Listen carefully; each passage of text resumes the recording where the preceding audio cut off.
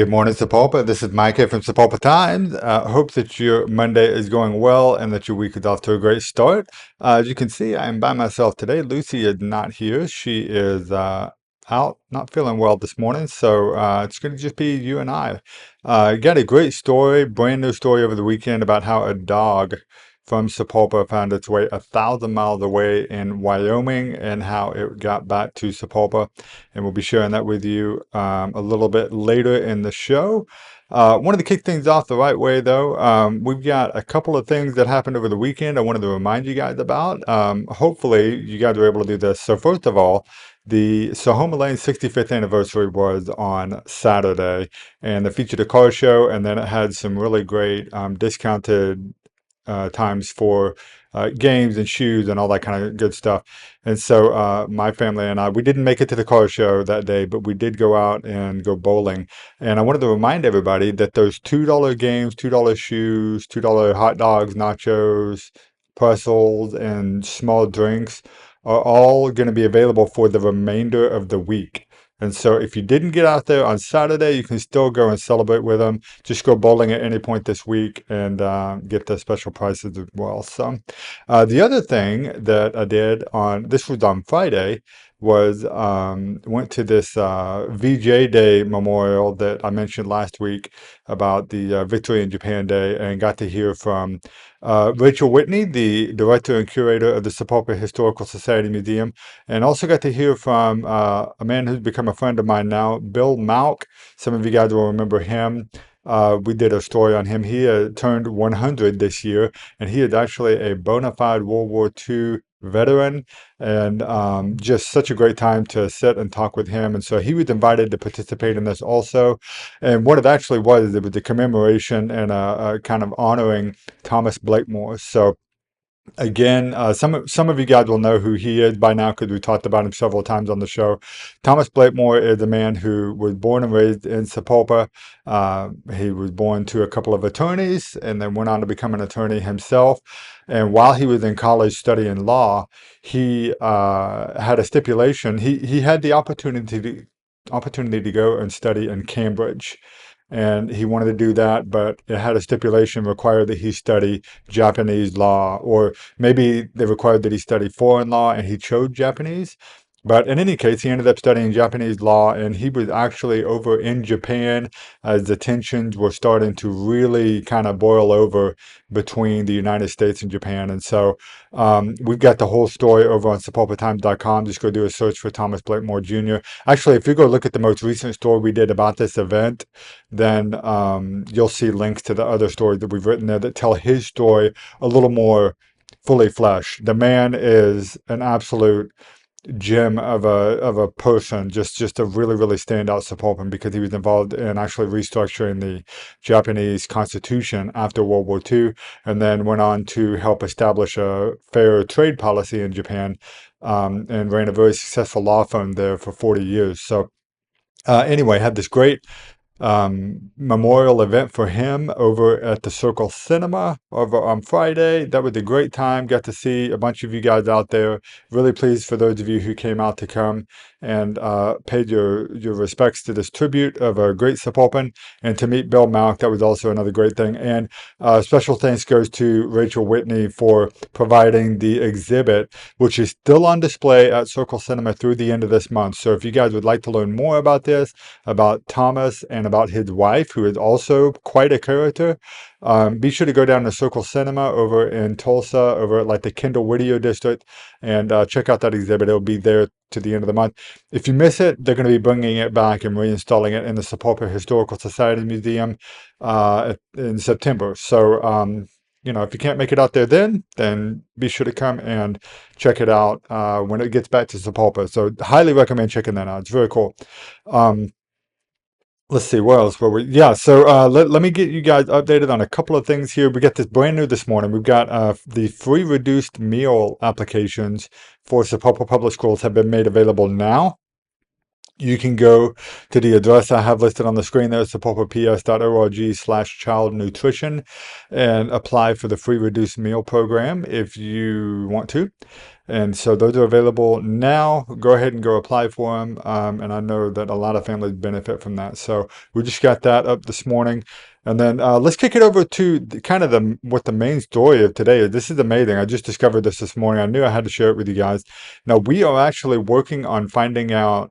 We're getting in contact with this family here. So, but I'm going to give you kind of the gist of what happened here. So this dog is a purebred Australian Shepherd named Rusty. And Rusty was found on a highway near Shoshone, Wyoming. And Rusty is obviously a very good looking dog there, but was covered in ticks and didn't look like they were completely malnourished or underfed necessarily, but they had been missing for a while, it looked like. So covered in ticks, found on the highway, taken to the animal shelter. They got chipped. The shelter tried to call the two phone numbers that were associated with the chip, and they were disconnected. Then they were an emergency line, and turned out to be the owner's mother. Now, the story behind what happened here is the owner had actually gotten incarcerated. And so that left the dog in the care of a friend, and the friend supposedly disappeared. Now, the owner was incarcerated in Colorado and then had been living in Cheyenne, I think, at the time, is what the story said. Um, and so left the care of this dog and a friend. The friend disappeared. Not sure what happened or how the dog ended up on the side of the highway. The folks from the shelter said they did not believe that the dog had walked the 270 something miles from Shoshone or from Cheyenne or wherever they were picked up. So anyway, that's what happened there. They got the dog, got it taken care of, got it rid of all the ticks and stuff, and Rusty was able to be taken care of for a little while they were waiting on Rusty's original owner to get out of incarceration. And so they thought that would happen quickly. It did not. And what they were able to do was reach out to the owner's son, which is the family that you see here.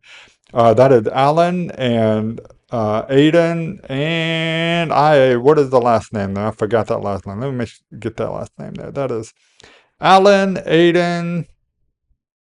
Oh, Addison, that's it. Yeah. Addison, Allen, and Aiden Miller is that family there. That is the son of the original family, or the original owner of the dog, and they are taking the dog in. They're going to take care of the dog while they're waiting on mom to finish her debt to society, though. So really, really cool. They actually drove 1,000 miles to go pick up this dog and return it home.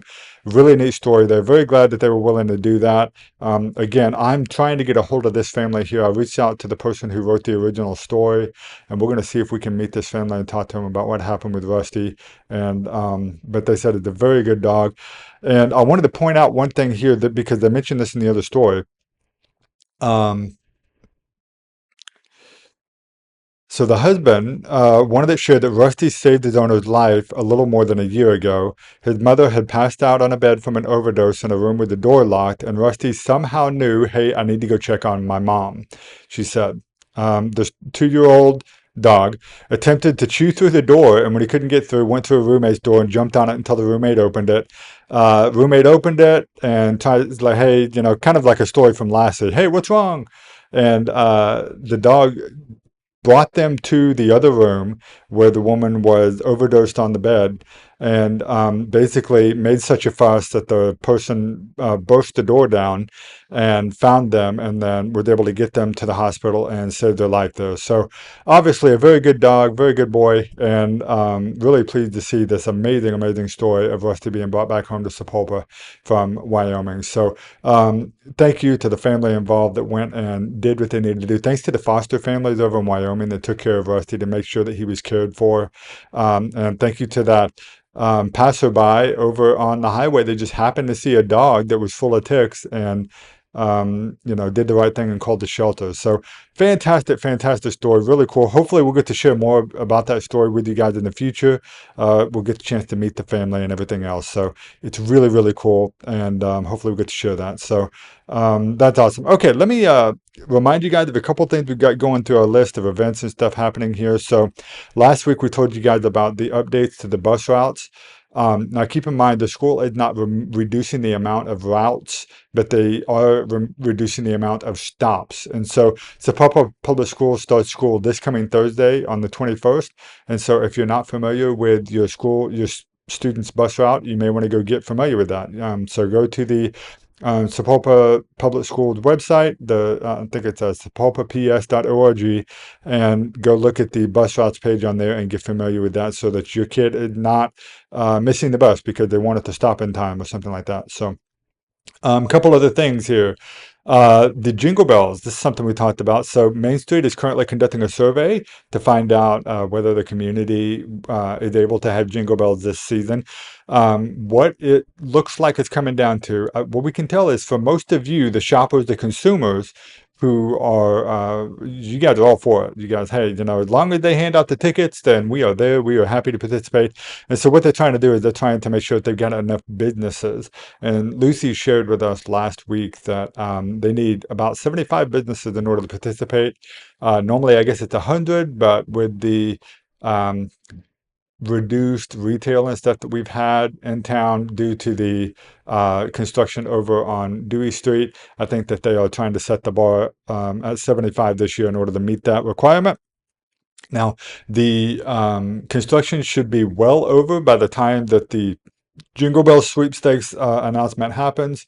And so I don't see any of the rules changing there in terms of needing to be present to win, things like that. So if you are a business owner in Sapulpa, or if you have a favorite business you like to shop at, be sure to ask them if they're planning to participate in the Jingle Bell Sweepstakes. And if they are, make sure they get in touch with Cindy over at Sapulpa Main Street so that they can add them to the list. And if we can hit that threshold, then we're going to have a great Jingle Bells Sweepstakes event this year. So that'll be a lot of fun. A couple other things here. The Day of Caring. The Sapulpa Day of Caring is something that is kind of new this year. There is a list on sapulpatimes.com. We've got a master list of all the volunteer opportunities. If you go look for that story, you can find that there. If you haven't signed up for one, I would highly recommend you go ahead and do that. We do have some spots that are starting to sell out pretty quickly. And some of the what's the right word? Some of the volunteer opportunities that were available are no longer available because all the spots have been filled. So we do have plenty to choose from, though. Go and check them out. And again, if you are an employer and you can afford to do this, what would really, really be cool is if you can actually pay your people to spend a Friday morning volunteering in the community to help do something for one of the projects here. We've got a bunch of them. You got Salvation Army, the Sapulpa Chamber, Sapulpa Parks, the CASA, I believe, the Senior Life Services, Life Senior Services, a bunch of different organizations that are involved. So be sure to go and check in with them and get signed up. It's a lot of fun and a great way to give back to the community. So, and then another thing we also told you guys about last week, this will be coming up on the 21st, so that same Thursday.